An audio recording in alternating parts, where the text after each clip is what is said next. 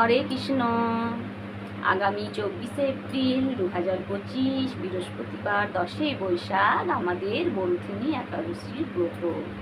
তো এই বরুথিনী একাদশীর ব্রতের মাহাত্ম্য কথা আমি আজকে পাঠ করব। একাদশী দেখুন আমাদের 12টা মাসের মধ্যে আমাদের 24টা একাদশী হয়, মাসে 2টো করে একাদশী। তো ভগবানের একাদশী হলো সর্বশ্রেষ্ঠ ব্রতর মধ্যে একাদশীর ব্রত শ্রেষ্ঠ। একাদশী সকলেই করুন। অনুরোধ, যদি কেউ না করতে পারেন তাহলে একাদশী পাঠ শ্রবণ করুন। একাদশী দিনে ভগবানের অধিকতর নাম নেন, করুন, হরিবাসর জাগরণ করুন।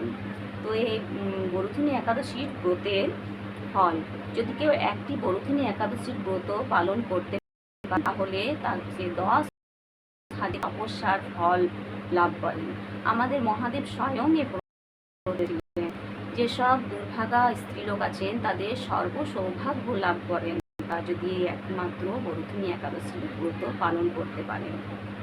আমি আজকে পাঠ করছি আমাদের বৈশাখ কৃষ্ণ বরুথিনী একাদশীর মাহাত্ম্য।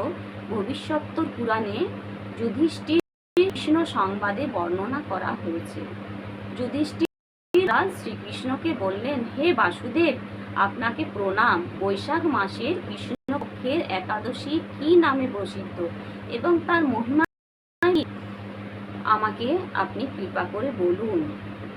শ্রীকৃষ্ণ বললেন, হে রাজন, কি হলো পরলোকে বৈশাখ মাসের কৃষ্ণপক্ষিয়া একাদশী বরুথিনী নামে বিখ্যাত।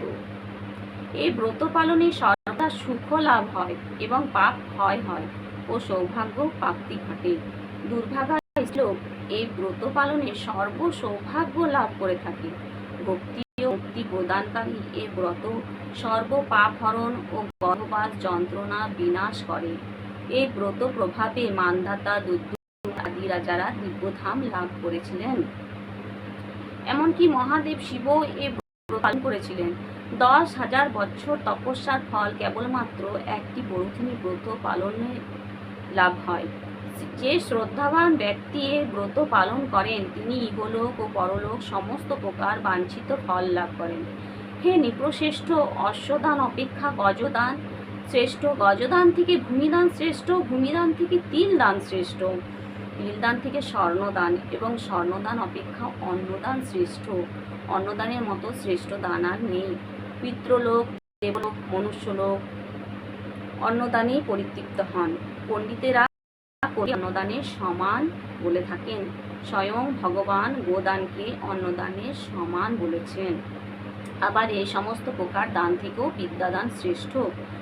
কিন্তু এই বরুথিনী ব্রত পালনে সেই বিদ্যাদানের সমান ফল লাভ হয়ে থাকে। পাপ মুক্তি, অনেকরা পাপ তাপ করে থাকি, পাপ তো করছি।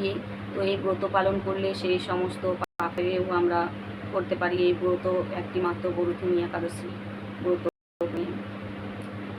আর যে ব্যক্তি বিভিন্ন স্বর্ণ অলঙ্কার সহ কন্যা দান করেন এবং তার পুণ্যের হিসাব স্বয়ং চিত্রগুপ্ত করতে অসমর্থন হন, কিন্তু বরুথিনী ব্রত পালনকারী কন্যাদান থেকেও শ্রেষ্ঠ ফল লাভ পাওয়া যায়। ব্রতকারী ব্যক্তিকে, ধরুন অনেকে আমিষ আহার খান আর কি, যারা নন, তাহলে ভক্ত ছাড়াও সবাই একাদশী করতে পারেন।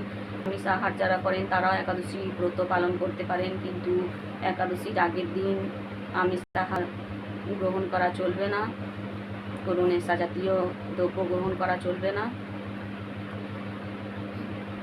বলছেন, হে রাজন, বিধি অনুসারে বরুথিনী ব্রত পালনে সকল প্রকার পাপের বিনাশ ও অক্ষয় গতি লাভ হয়।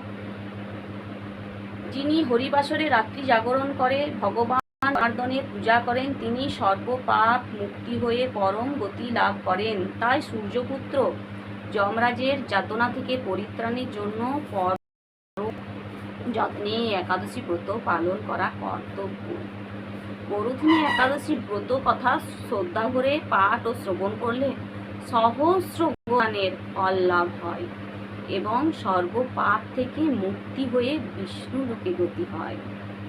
তাহলে এই বরুথিনী একাদশী ব্রতের মাহাত্ম্য কথা বললাম। সবাই শ্রবণ করবেন, অধিকতর জপ করবেন, ভগবানের নাম করবেন এই ব্রতের দিনে। তো আর একাদশীর ব্রত পালনের ফলে আমরা যদি পারণটা সঠিক সময়ে না করি তাহলে একাদশী ফলের কোনো লাভ পাওয়া যায় না। তা আমাদের পশ্চিমবঙ্গে পারণের হয়েছে 25শে এপ্রিল শুক্রবার 5টা 8 মিনিট থেকে 9টা 28 মিনিটের মধ্যে। হরে কৃষ্ণ, সকলে খুব ভালো থাকবেন। জয় রাধা মাধব, হরি বল।